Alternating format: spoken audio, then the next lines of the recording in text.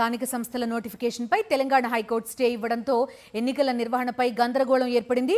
ఇప్పట్లో ఎన్నికలు జరుగుతాయా లేదా అన్న ఆందోళన లోకల్ బరిలో నిలబడాలనుకున్న అభ్యర్థుల్లో నెలకొంది.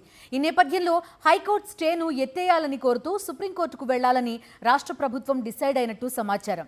తెలంగాణలో స్థానిక ఎన్నికల నిర్వహణ ఒక అడుగు ముందుకు 2 అడుగులు వెనక్కి అన్నట్లు తయారైంది.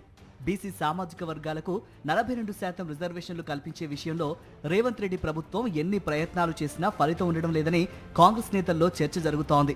చివరకు జీవో ద్వారా ఎన్నికలకు వెళ్లాలని జీవో నెంబర్ 9 ఇచ్చింది రేవంత్ సర్కార్.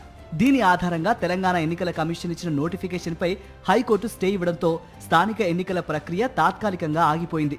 దాంతో ఇప్పట్లో లోకల్ బాడీస్ ఎలక్షన్స్ జరుగుతాయా లేదా అన్న అయోమయం అన్ని పార్టీల స్థానిక నేతల్లో నెలకొంది. ప్రభుత్వం కౌంటర్ దాఖలు చేసేందుకు 4 వారాల టైం ఇచ్చింది హైకోర్టు.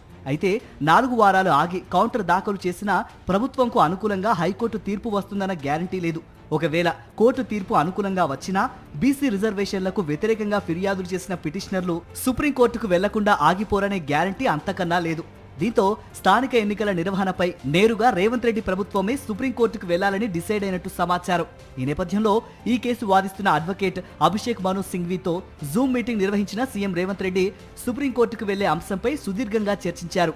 2-3 రోజుల్లో కేబినెట్ సమావేశం ఏర్పాటు చేసి మరోసారి ఈ అంశంపై చర్చించాలని నిర్ణయించారట. కేబినెట్ భేటీ తర్వాత సుప్రీంకోర్టులో రేవంత్ ప్రభుత్వం కేసు వేయనుందని సమాచారం. అయితే సుప్రీంకోర్టులో అయినా తెలంగాణ ప్రభుత్వానికి అనుకూలంగా తీర్పు వస్తుందా లేదా అనేది తెలంగాణ రాజకీయాల్లో ఆసక్తికరంగా మారింది.